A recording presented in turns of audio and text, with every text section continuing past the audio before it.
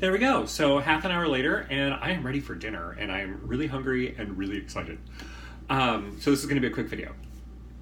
So a couple of things though before I go.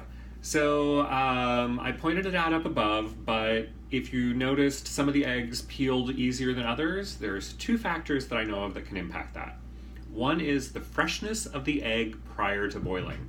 So not, a hard-boiled egg that's been sitting around forever, but if you have fresh eggs, they tend to be harder to peel because all of the stuff that sticks them together on the inside hasn't broken down.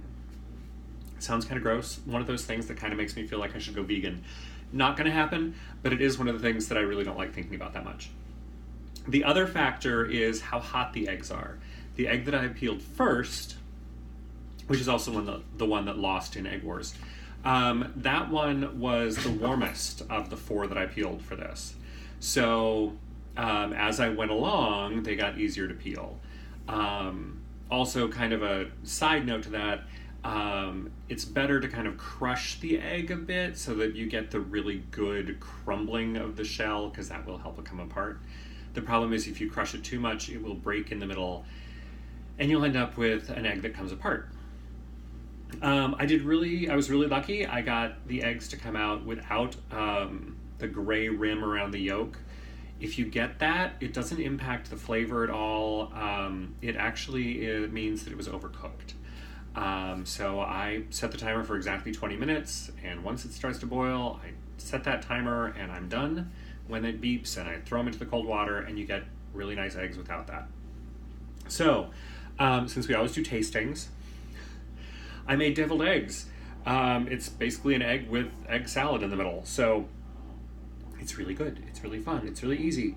There's all sorts of ways to make deviled eggs these days with flavorings that are just out of this world. I go for really basic. I go for a little mustard, a little mayo, a little pickle relish, or chopped up pickles if you don't have pickle relish in the house. And I think it's a really good way to go. Traditionally, of course, if this were like a 1970s cookbook, there would be paprika on top because you always had that bright orange. But I've seen these with like caviar on top and with arugula and scallions and all these types of things. But I'm going straight up with the basic. There's also a question of whether you eat it all in one bite or not. I'm eating this all in one bite. Well, actually I probably shouldn't because I won't be able to talk. I'll do it. I'll be dainty. Just for you. Dainty, of course, gets it all over a mustache.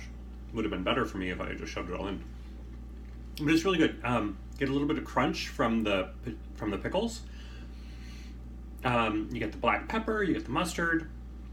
I mean, honestly, these are the flavors that I like. You can put anything you want in here.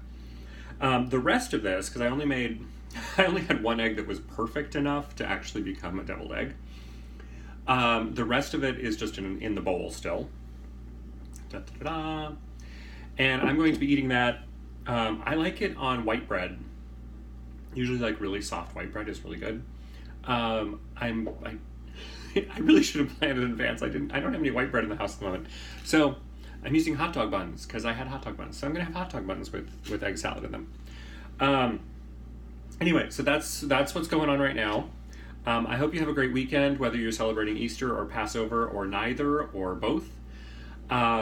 And I hope you get whatever the Easter Bunny is supposed to be bringing you. I'm really hoping for Reese's Easter candy. We'll see if the Easter Bunny knows that. Easter Bunny probably knows, because I may have helped do some of the shopping for the Easter Bunny. But anyway, that being as it is, I will see you in a week.